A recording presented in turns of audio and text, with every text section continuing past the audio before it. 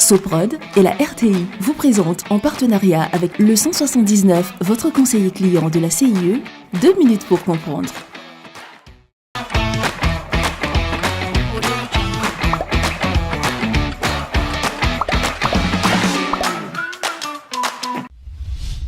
Bonjour, bienvenue dans 2 minutes pour comprendre, votre capsule quotidienne qui vous aide à comprendre comment fonctionne le monde qui nous entoure. Aujourd'hui, je vais vous parler de l'électricité. L'électricité, on l'utilise tous les jours. Rien de plus facile à utiliser puisqu'il nous suffit seulement d'appuyer sur un bouton ou de brancher une prise pour que tout se mette en marche. Ces simples actions nous permettent d'allumer la lumière, de regarder la télévision, de recharger notre téléphone.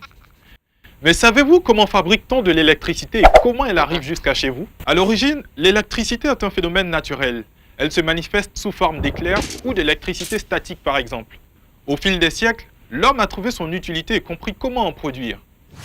Pour fabriquer de l'électricité, nous construisons des centrales électriques. Elles n'utilisent pas toutes la même énergie. Chez nous, en Côte d'Ivoire, 2 types de centrales sont utilisées. Les centrales thermiques qui fonctionnent à partir du gaz et les centrales hydroélectriques placées sur les barrages qui utilisent la force de l'eau. Dans les 2 cas, les centrales possèdent d'énormes moteurs avec turbines et alternateurs. Ils convertissent l'énergie de l'eau ou du gaz, selon le cas, en électricité. À la sortie des centrales, l'électricité est transportée sur de grandes distances.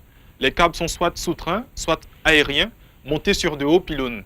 Le courant électrique est fort, les lignes sont dites à très haute tension.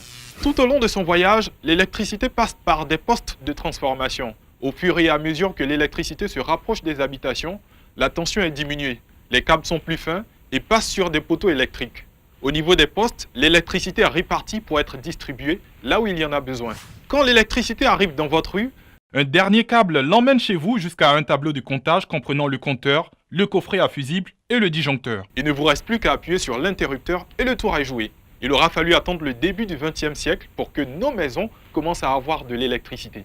Je vous donne rendez-vous la semaine prochaine pour de nouveaux numéros de 2 minutes pour comprendre. Soprod et la RTI, en partenariat avec le 179, votre conseiller clientèle de la CIE, vous ont présenté 2 minutes pour comprendre.